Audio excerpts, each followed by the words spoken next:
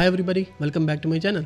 इस वीडियो में हम साइन और कोसाइन नोड्स को एक्सप्लोर करेंगे और ये देखेंगे कि यूनिटी शेडर ग्राफ में ये किस तरह के इफेक्ट्स क्रिएट करने में यूज होते हैं। साइन और कोसाइन नोड्स मैथ के ट्रिग्नोमेट्रिक फंक्शंस हैं जिनकी वैल्यू -1 से 1 ऑसिलेट होती रहती है। इन फंक्शंस की वैल्यू शो करने के लिए हम टाइम नोड यूज़ कर सकते हैं, जिसमें sine time sine function use कर रहा है और cosine time cosine function use कर रहा है। अगर मैं यही साइन टाइम की वैल्यू बेस कलर पे कनेक्ट करता हूँ तो ये हमें इस तरह की एक चेंज होती हुई ऑसिलेट होती हुई वैल्यूज़ फ्रॉम -1 to 1 शो करेगा, जिसमें 1 जो है वो फुली वाइट है और -1 फुली ब्लैक है। क्योंकि यूनिटी 0 से 1 वैल्यू ही शो कर सकता है, इसलिए -1 की वैल्यू ब्लैक ही है। इस साइन फंक्शन की वैल्यू ग्राफिकल फॉर्म में शो करने के लिए हम एक वेबसाइट यूज़ करेंगे जिसका नाम है डेस्मोस कैलकुलेटर। इसमें हम क्लियरली देख सकते हैं कि हमारा जो फंक्शन है वो हमारी इनपुट के हिसाब से किस तरह की वैल्यू आउटपुट कर रहा है। राइट नाउ ये साइन टाइम कनेक्टेड है। इसका मतलब ये है कि टाइम के हिसाब से हमारे फंक्शन की वैल्यू किस तरह चेंज हो रही है फ्रॉम -1 to 1। ये ग्राफ कैलकुलेटर बहुत ज़्यादा यूज़फुल होता है और इसमें हम अपनी कोई भी इक्वेशंस ग्राफ की सूरत में हम देख सकते हैं।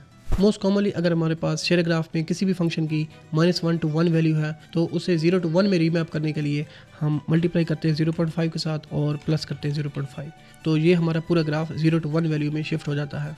और इसी तरह एक फंक्शन की वैल्यू फ्राम 0 to 1 को -1 to 1 में रीमैप करने के लिए हम मल्टीप्लाई करते हैं 2 के साथ और -1 करते हैं लाइक दिस, जिसमें हम 0 to 1 रेंज को -1 से 1 रेंज में कन्वर्ट करते हैं। और यहाँ पे हम किसी भी मैथ इक्वेशन को शेयर ग्राफ में इंप्लीमेंट करने से पहले यहाँ पे टेस्ट कर सकते हैं, जिससे हमें क्लियरली पता होगा कि किस इनपुट पे किस तरह की वैल्यू आउटपुट होती है। फॉर एग्जांपल अगर हम ये चाहते हैं कि इस वेव की फ्रिक्वेंसी इंक्रीज हो तो इस चीज़ के लिए हम इस इक्वेशन में चेंजेस करेंगे। फॉर एग्जांपल अगर मैं यहाँ पे लिखता हूँ 2x तो इसकी फ्रिक्वेंसी इंक्रीज हो रही है। यहाँ पे मैं और भी वैल्यू चेंज कर सकता हूँ, जैसे मैं 3x लिखता हूँ, 5x लिखता हूँ, 6x या एक सिंपल वेरिएबल डिक्लेयर कर देते हैं, फॉर एग्जांपल a। अब यहाँ पे ये ऐड स्लाइडर का कह रहा है, ये हमें एरर दे रहा है कि ये a वेरिएबल डिक्लेयर नहीं है, मीनिंग के डेस्मोस कैलकुलेटर फिलहाल ये नहीं जानता कि a वेरिएबल क्या चीज़ है। इसके लिए हम सिंपल ऐड स्लाइडर पे क्लिक करेंगे। अब ये वाली वैल्यू हम इंटरेक्टिवली चेंज कर सकते हैं, जिससे हमें क्लियरली शो होगा कि इस वेव की फ्रिक्वेंसी इंक्रीज कर रही है। अगर हम इसी क्वेश्चन को एक और वेरिएबल के साथ मल्टीप्लाई करते हैं, for example multiplied by b, error खत्म करने के लिए ऐड स्लाइडर कर लेंगे। अब ये जो b वेरिएबल है ये एज ए एम्पलीट्यूड काम कर रहा है। अब हम इस इक्वेशन की जो आउटपुट है वो अपनी मर्जी के हिसाब से चेंज कर सकते हैं। फॉर एग्जांपल इसका एम्पलीट्यूड इंक्रीज कर सकते हैं और इसकी फ्रिक्वेंसी इंक्रीज या डिक्रीज कर सकते हैं। अब हमें पता चल गया कि इस तरह की आउटपुट लेने के लिए हमें ये वाली इक्वेशन यूज़ करनी है। शेयर ग्राफ में अब यही चीज़ इंप्लीमेंट करते हैं। शेयर ग्राफ में इस साइन फंक्शन को यूज़ करने के लिए हम टाइम नोड लगाएंगे और इसको यहाँ पे कनेक्ट करता हूँ। This is exactly the same thing. मैं इस तरह यूज़ करता हूँ या इस तरह यूज़ करता हूँ। एक और बात कि ये वाली जो वेव है ये साइन वेव है जो कि 0 से स्टार्ट हो रही है और ये वाली कोसाइन वेव है जो कि 1 से स्टार्ट हो रही है। इन दोनों में डिफरेंस थोड़ा सा ही है, इसलिए हम साइन वेव ही यूज़ करेंगे। इस कोसाइन और टाइम नोड को डिलीट कर देते हैं और ये यहाँ पे कनेक्ट करते हैं। राइट नाउ हमें ये इस तरह की वैल्यू दे रहा है जिसमें a और b की वैल्यू 1 है और इस तरह की आउटपुट शो हो रही है जो कि बहुत ज़्यादा स्लो है। अब इसी चीज़ की फ्रिक्वेंसी या स्पीड इंक्रीज करते हैं, जो कि हमने देखा था कि एक सिंपल वेरिएबल मल्टीप्लाई करते हैं और एक फ्लोट वैल्यू लेके इसको प्रॉपर्टी बना देते हैं। इस फ्लोट की वैल्यू जब हम इंक्रीज करेंगे तो इसकी स्पीड या फ्रीक्वेंसी इंक्रीज होगी। इस वेरिएबल का नाम भी फ्रीक्वेंसी रख लेते हैं। अब एक और वेरिएबल भी बना सकते हैं जो कि एज ए एम्पलीट्यूड काम करेगा। उस चीज़ के लिए हम इस पूरे साइन फंक्शन की आउटपुट को एक वेरिएबल के साथ मल्टीप्लाई करेंगे। एग्जैक्टली ये चीज़ हमने यहाँ पे की थी कि पूरे साइन फंक्शन की वैल्यू को एक वेरिएबल के साथ मल्टीप्लाई किया था। इस वेरिएबल का नाम रखते हैं एम्पलीट्यूड। फ्रीक्वेंसी की वैल्यू 10 है और एम्पलीट्यूड हमने वैल्यू रखी है 0.5, तो ये हमें इस तरह की आउटपुट देगा। इन्हीं वैल्यूज़ के साथ हमारा जो यहाँ पे ग्राफ बनेगा वो हमारा -0.5 to 0.5 होगा। हम यहाँ पे भी इसका एम्पलीट्यूड और ज़्यादा इंक्रीज़ कर सकते हैं। अगर मैं 0.1 वैल्यू रखता हूँ तो ये हमें बहुत हल्का सा इफेक्ट देगा। अगर मैं यहाँ पे b की वैल्यू मल्टीप्लाई करने के बजाय प्लस करता हूँ तो हमारा टोटल ग्राफ y एक्सिस पे शिफ्ट होगा। ये इसलिए कि अगर हम चाहते हैं कि हमारी वैल्यू माइनस में ना जाए तो हम इसमें एक वैल्यू ऐड कर सकते हैं। इसी तरह अगर मैं यहाँ पे कोई वेरिएबल ऐड करता हूँ, फॉर एग्जांपल c, तो हमारा ग्राफ x एक्सिस पे शिफ्ट होगा। अब हमारे पास ये इक्वेशन एक जेनेरिक सी इक्वेशन बन जाती है जिसमें A एज ए फ्रीक्वेंसी काम कर रहा है, B as a shift on Y axis काम कर रहा है, C as a shift on X axis काम कर रहा है और D जो कि मल्टीप्लाई हो रहा है पूरे साइन फंक्शन के साथ वो एज ए एम्पलीट्यूड काम कर रहा है। यही सारे वेरिएबल्स और यही सारी मैनिपुलेशन हम शेडर ग्राफ में भी इम्प्लीमेंट कर सकते हैं।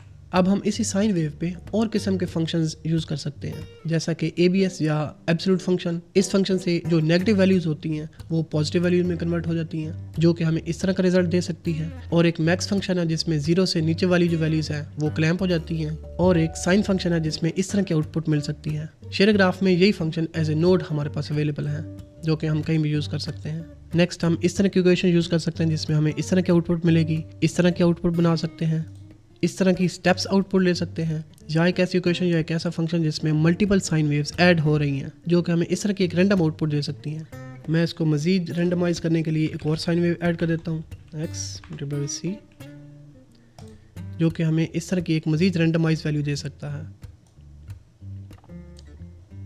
ये सारे फंक्शंस और ये सारे फार्मूलाज आपको याद रखने की ज़रूरत नहीं है, ये सिनेरियो बेस्ड हैं जो कि हम एट दैट टाइम ChatGPT से भी पूछ सकते हैं। इस साइन नोड को मज़ीद समझने के लिए एक प्रैक्टिकल एग्जांपल करते हैं जिसमें इन दोनों ऑब्जेक्ट्स की y एक्सिस पे साइन फंक्शन से वैल्यू चेंज करते हैं। वर्टिसेस पोजीशन चेंज करने के लिए हमें पहला नोड जो चाहिए वो पोजीशन ही है।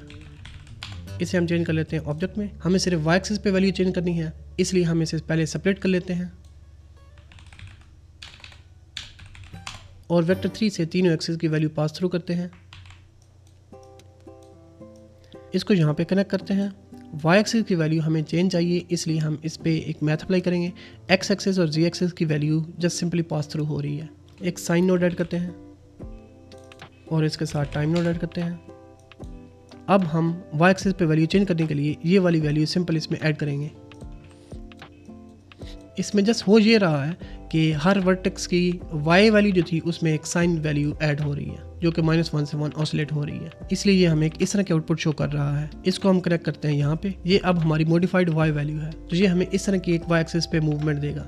ये सारी मैथ हम पहले भी एक वीडियो में समझ चुके हैं। अब यहाँ पे वही वाली फ्रीक्वेंसी और एम्पलीट्यूड वाली मैथ हम यहाँ पे यूज़ कर सकते हैं। फॉर एग्जाम्पल मैं ये करता हूँ कि एम्पलीट्यूड चेंज करने के लिए एक सिंपल वेरिएबल के साथ मैं मल्टीप्लाई कर देता हूँ। ये एम्पलीट्यूड वेरिएबल हमारे पास पहले से ही है तो हम यही वाले वेरिएबल यूज़ कर लेते हैं।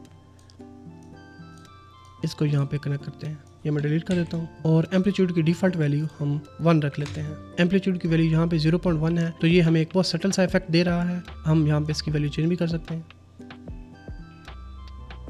इसी तरह ये फ्रीक्वेंसी वाला वेरिएबल भी यूज़ कर सकते हैं। इसी साइन फंक्शन की वैल्यू हम एक और इंटरेस्टिंग तरीके से भी यूज़ कर सकते हैं। वो कैसे?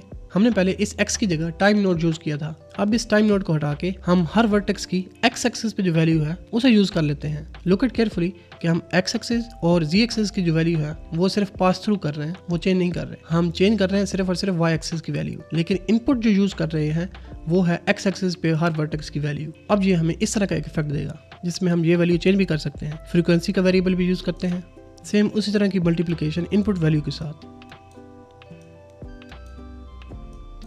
अब हम इस वेव का एम्पलीट्यूड भी कंट्रोल कर सकते हैं और फ्रीक्वेंसी भी।